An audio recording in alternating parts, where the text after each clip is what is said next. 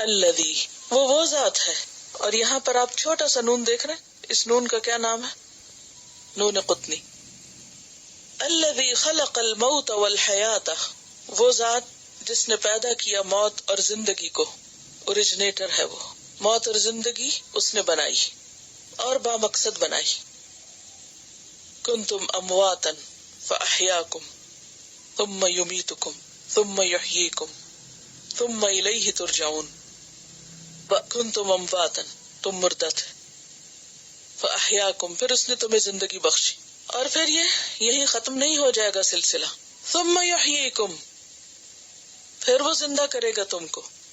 اور یہاں پر کیا فرمایا؟ الذی خلق الموت والحیات لیبلوکم، کہ جس نے موت اور زندگی بنائی تاکہ تمہیں آزما کر دیکھے، تمہارا امتحان لے، تمہاری آزمائش کرے، تاکہ اس امتحان کے ذریعے وہ اپنی خوبصورت ترین جنت میں اپنی بہترین اور اس کی قدرتوں کے شاہکار اس ماسٹر پیس میں بھیجنے کے لیے قیمتی ترین انسانوں کا چناؤ کرے، انتخاب کرے. کیونکہ جو جگہ جتنی زیادہ خوبصورت ہو اس کے لیے لوگ بھی ویسے ہی خوبصورت چاہیے، خوبصورت اخلاق والے، خوبصورت سوچ والے، خوبصورت اعمال والے. اس لیے ایکم احسن عملا، کہ تم میں کون ہے جس کے عمل سب سے اچھے ہیں، سب سے خوبصورت ہے. احسن کا لفظ جو ہے حسن سے، اور احسن افعال التفضیل کا صیغہ ہے، سب سے اچھے، بہترین. تو گویا ہم اس دنیا میں کیوں آئے؟ امتحان کے لیے، یہ دیکھے جانے کے لیے کہ ہم کرتے کیا ہیں. اس دنیا میں آنے سے پہلے بھی اور اس دنیا سے جانے کے بعد بھی دونوں کناروں پہ موت ہے. عدم سے وجود میں آئے اور پھر موت کی طرف پلٹیں گے. لیکن موت آخری مقام نہیں کہ مر کے ختم ہو جائیں گے، بلکہ پھر اٹھائے جائیں گے. ثم یحییکم ثم الیہ ترجعون، پھر اسی کی طرف تم لوٹائے جاؤ گے.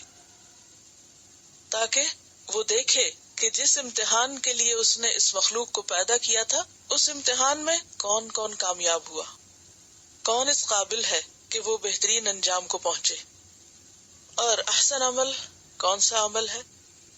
وہ نہیں کہ جسے ہمارا دل احسن کہے، جو ہماری خواہش اور ہمارے خیالات کے مطابق بڑا خوبصورت ہو، جسے شیطان خوبصورت بنا کے دکھائے. کیونکہ شیطان بھی تو یہی کرتا ہے نا. کیا کرتا ہے؟ زین لہم اعمالہم، لوگوں کو ان کے اعمال بہت خوبصورت بنا کے دکھاتا ہے، بہت مزین کر دیتا ہے. پھر لوگ کیا سمجھتے ہیں؟ وہ بہت اچھا کر رہے ہیں. وہم یحسبون انہم یحسنون، وہ سمجھتے ہیں کہ وہ بہت اچھے کام کر رہے ہیں. لیکن وہ عمل اچھے نہیں کہ جو لوگ اچھے سمجھیں، وہ بھی اچھے نہیں جنہیں شیطان خوبصورت بنا دے. اچھا وہ ہے جو اللہ کی نظر میں اچھا ہو. اور اللہ کی نظر میں اچھا کون سا ہے؟ جس کے پیچھے نیت اچھی ہو اور جس کا طریقہ اچھا ہو، جس کے کرنے کے پیچھے اخلاص ہو اور جس کا کیا ہوا سنت کے مطابق ہو، تاکہ وہ اس کو پسند آ جائے.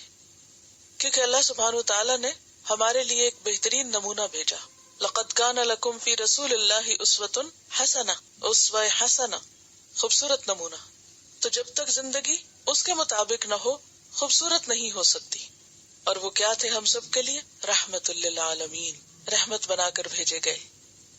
ورفعنا لک ذکرک، جن کا ذکر بلند کیا گیا، جن کو اللہ نے معراج سے نوازا، جن سے وہ ہم کلام ہوا، جو وہاں تک پہنچے جہاں کوئی فرشتہ بھی نہیں پہنچا، جنہوں نے تمام انبیاء کی امامت کرائی، جو تمام انسانوں سے زیادہ با اخلاق تھے.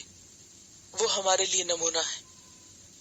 جب تک ہمارا طریقہ زندگی، ہمارا طرز زندگی، ہمارے عمل ان کے اتباع میں نہیں، ان کے طریقے پر نہیں، خوبصورت نہیں ہو سکتے. ہمارا سونا اگر ان کے طریقے پر نہیں تو خوبصورت سونا نہیں. جاگنا اگر ان کے طریقے پر نہیں تو خوبصورت نہیں ہو سکتا. کھانا پینا، چلنا، بات چیت، گفتگو جب تک ان سے قریب تر نہیں تو خوبصورت نہیں. ہم سب کو اپنے اپنے دلوں کا بھی امتحان لینا ہے، دلوں کا بھی جائزہ لینا ہے کہ ہمارے دلوں میں کس چیز کی اٹریکشن ہے، ہمارے دل کس چیز کی طرف مائل ہوتے ہیں، کس کو نمونہ بنائے ہوئے، کس کی طرف جھکتے ہیں، کس کی بات سن کر اور کس کی بات پڑھ کے اور کس کو دیکھ کر مچل اٹھتے ہیں کہ ہاں واقعی مجھے ایسا ہی کرنا ہے، یہ سب سے اچھا ہے۔ کیا ہمارے دلوں کی یہ کیفیت ہے کہ سنت کے طریقے کو سن کر یا پڑھ کر یا دیکھ کر ہم بے اختیار کہہ اٹھے کہ ہاں یہ سب سے اچھا ہے، یہی تو ہے بہترین، یہی تو ہے احسن، یہی تو ہے سب سے عمدہ، ہاں واقعی یہی اچھا ہے، اور ایسی کنوکشن ہو کہ پھر دوسری ساری چیزیں نگاہوں سے اتر جائیں۔ اس کے بغیر تو ایمان بھی مکمل نہیں ہوتا جب تک رسول اللہ صلی اللہ علیہ وسلم کا اسوہ حسنہ ہمارے لیے سب سے زیادہ محبوب نہ ہو جائے۔ الذی خلق الموت والحیات لیبلوکم ایکم احسن عملا۔ تو امتحان کے لیے کیا ضروری ہوتا ہے؟ تیاری، اور امتحان کے لیے علم کا ہونا ضروری ہے۔ دنیا میں بھی آپ کسی سبجیکٹ کا امتحان دیں تو اس کے لیے ضروری ہے کہ آپ کچھ پڑھیں، اور وہ پڑھیں اور جانیں جس کا امتحان ہے۔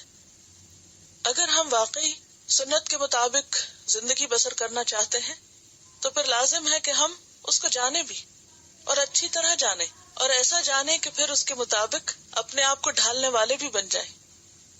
کیونکہ کبھی ایسا نہیں ہو سکتا کہ کوئی شخص کسی امتحان میں مطلوبہ نصاب کو پڑھے بغیر کامیاب ہو جائے۔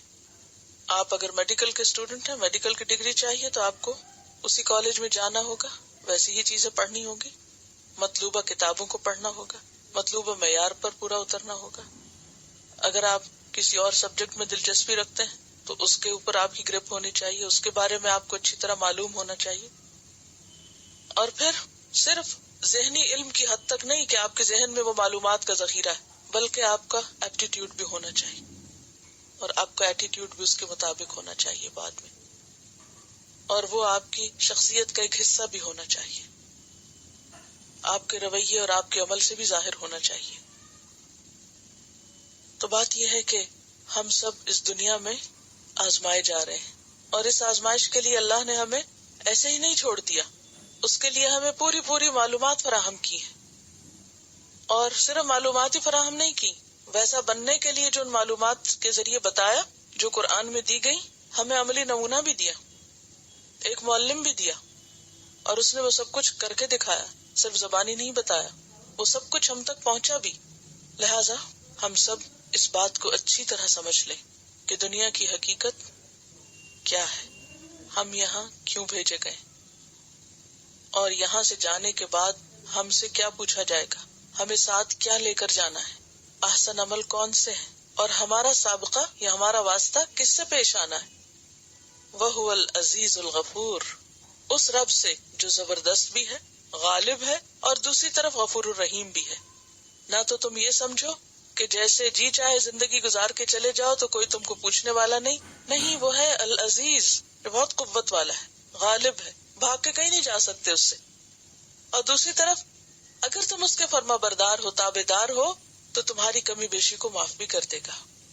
الذی خلق الموت والحیات لیبلوکم ایکم احسن عملا وہو العزیز الغفور۔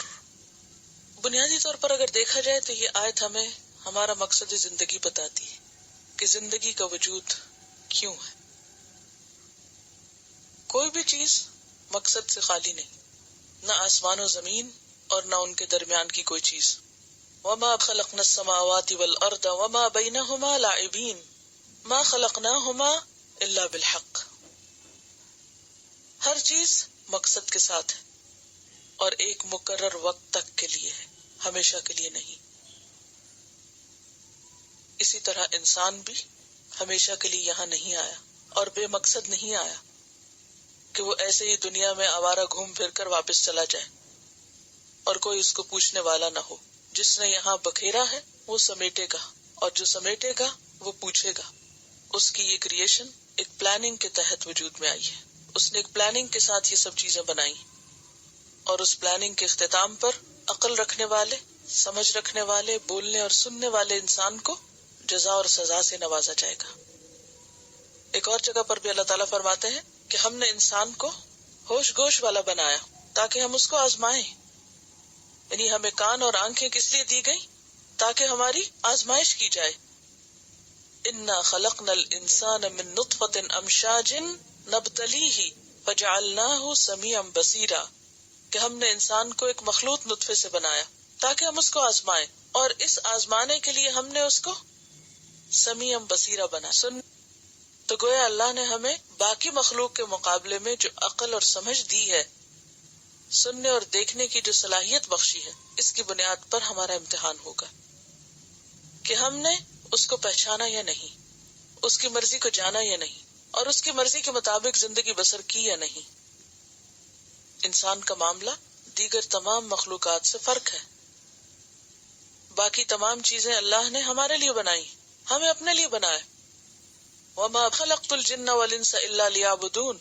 اور وہ دیکھ رہا ہے کہ کون اس کی عبادت کرتا ہے اور کون نہیں، کون اس کی مرضی کے مطابق یہ زندگی بسر کرتا ہے اور کون نہیں.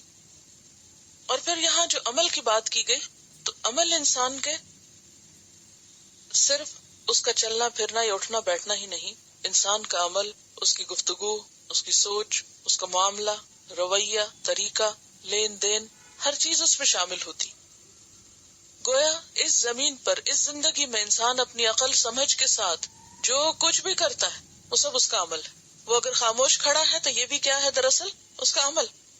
کچھ بھی نہیں کر رہا، وہ کسی بس سٹاپ کے اوپر کھڑا ہے، یہ بھی اس کا عمل ہے کہ وہاں وہ کیا کر رہا ہے. وہ بس میں بیٹھ گیا ہے، وہاں بھی اس کو دیکھا جا رہا ہے اب کیا کر رہا ہے. وہ بس سے اتر کر چل رہا ہے، وہ اللہ کی نگرانی میں کہاں جا رہا ہے، کہاں پہنچتا ہے، وہاں پہنچ کر کیا کر رہا ہے، کیا کھا رہا ہے، کیا دیکھ رہا ہے، کیسے سو رہا ہے، کیسے جاگ رہا ہے، کیا سوچتا ہے، کس بات پہ خوش ہوتا ہے، کس پہ ناراض ہوتا ہے، کس سے جھگڑتا ہے، کس کو اس کا حق دیتا ہے، کس کو نہیں دیتا. آل دا ٹائم اس کو واچ کیا جا رہا ہے، ہر چیز ریکارڈ کی جا رہی ہے، اور اینڈ آف دا ڈے ہر چیز کی کیلکولیشن کر کے اس کو نتیجہ دیا جائے گا. ہر وقت کھنگالا جا رہا ہے، پرکھا جا رہا ہے، دیکھا جا رہا ہے، ہر اینگل سے، سامنے سے بھی، پیچھے سے بھی، اندر سے بھی، باہر سے بھی، دن میں بھی، رات میں بھی، لوگوں کے سامنے بھی، چھپ کے جو کچھ کر رہا ہے وہ بھی. نبتلی ہی، جیسے آپ اگر کوئی چیز کہیں سے خریدتے ہیں اور اس کو چھان پٹک کے دیکھتے تو کیسے دیکھتے؟ ٹھوک بجا کے، اٹھا کے، ہلا کے، جھٹک کے، ہر اینگل سے اس کو پرکھتے ہیں. انسان بھی ہر اینگل سے پرکھا جا رہا ہے. وہ خوشی میں کیا کرتا ہے، وہ غم میں کیا کرتا ہے، وہ غصے میں کیا کرتا ہے، وہ نفرت میں کیا کرتا ہے، وہ محبت میں کیا کرتا ہے، وہ کب کیا کر رہا ہے. یہ سب کچھ اس کا عمل ہے. اس کا خاموش رہنا بھی عمل ہے، اس کا بولنا بھی عمل ہے، اس کا ہنسنا بھی عمل ہے، اور اس کا رونا بھی عمل ہے. یہ سب عمل کے مختلف پہلو ہیں. ہر چیز کاؤنٹ ہو رہی ہے نا، ہر چیز کا حساب ہو رہا ہے. ہم غافل بھی ہوں تو بھی قلم چل رہا ہے، ہم الرٹ بھی ہوں تو بھی قلم چل رہا ہے. ہر وقت ایک کیمرے کی زد میں ہے، اور وہ کیمرہ، اب تو ایسے کیمرے ہیں نا کہ جن کے ذریعے آپ کی پوری اینڈوسکوپی کی جاتی ہے اور اندر کا سب کچھ دیکھا جاتا ہے. ایک ایک رگ ریشہ ریشہ کے اندر کیا ہے اور باہر کیا ہے، اور طرح طرح کے الٹرا ساؤنڈ کے ذریعے طریقے، اور پھر مختلف طرح کی چیزیں سامنے اور پیچھے کی جانچنے کے لیے انسانوں نے خود بنا لی ہے. بات یہ ہے کہ ہر لمحہ کاؤنٹ ہو رہا ہے. وہ کہتے ہیں نا، نسوا اللہ فاحصاہ، انہوں نے اللہ کو بلا دیا لیکن اللہ ان کو گن رہا ہے، شمار کر رہا ہے. اگر آپ ان دونوں آیتوں کو آمنے سامنے رکھ کے دیکھیں، ایک طرف اللہ کی ذات ہے اور ایک طرف ہماری ذات ہے. اوپر کی آیت میں آپ دیکھیں، اگر ٹیکسٹ پہ غور کریں پہلے، کہ اللہ کون ہے؟ جو مالک ہے، جو قادر ہے. اور پھر اینڈ پہ دیکھیں تو العزیز ہے، الغفور ہے.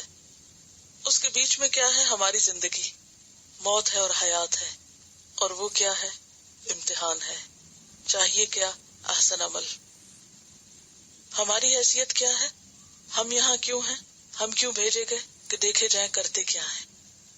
ہمارے ہاتھ میں کچھ نہیں، ہم کسی چیز پہ قادر نہیں، کسی چیز کے مالک نہیں. جو کچھ ہے امانت ہے ہمارے پاس، ٹیمپریریلی، صرف کچھ کرنے کے لیے دیا گیا ہے. جہاں چاہو انویسٹ کر لو، چاہو تو اچھے میں کر لو، چاہو تو ضائع کر کے آ جاؤ. لیکن کامیاب وہی ہے جو احسن عمل لے کر آئے. زندگی کے بارے میں لوگوں نے کیسے کیسے فلسفے گھڑ رکھے ہیں نا، جیسے چاہو جیو، ایک بار ملی ہے، بار بار نہیں ملے گی.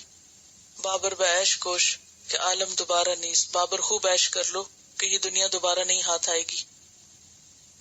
کسی نے اس کو عیش کی جگہ سمجھا، کسی نے منمانی کرنے کی جگہ سمجھا، لیکن جو اصل مقصد تھا وہ بھول گئے. کسی نے سمجھا کوئی ہمیں پوچھنے والا نہیں، کسی نے کہا مر کے مٹی ہو جائیں گے، یہ تو بس زمانے کی گردش ہے۔ ہم سب کو اپنی حیثیت سمجھنی چاہیے کہ ہم بندے ہیں، مخلوق ہے اس کی، قدرت اس کے پاس ہے۔ ہمارے لیے جو کرنے کا کام ہے وہ احسن عمل ہے، عمل میں بہترین ہونا، صرف سوچوں اور تمناؤں میں نہیں، صرف باتوں میں نہیں، بلکہ کچھ کر کے دکھائیں، کچھ آگے بھیجے اور کچھ پیچھے مثال چھوڑے۔ الذی خلق الموت والحیاۃ لیبلوکم ایکم احسن عملا، ایکم احسن عملا وہو العزیز الغفور۔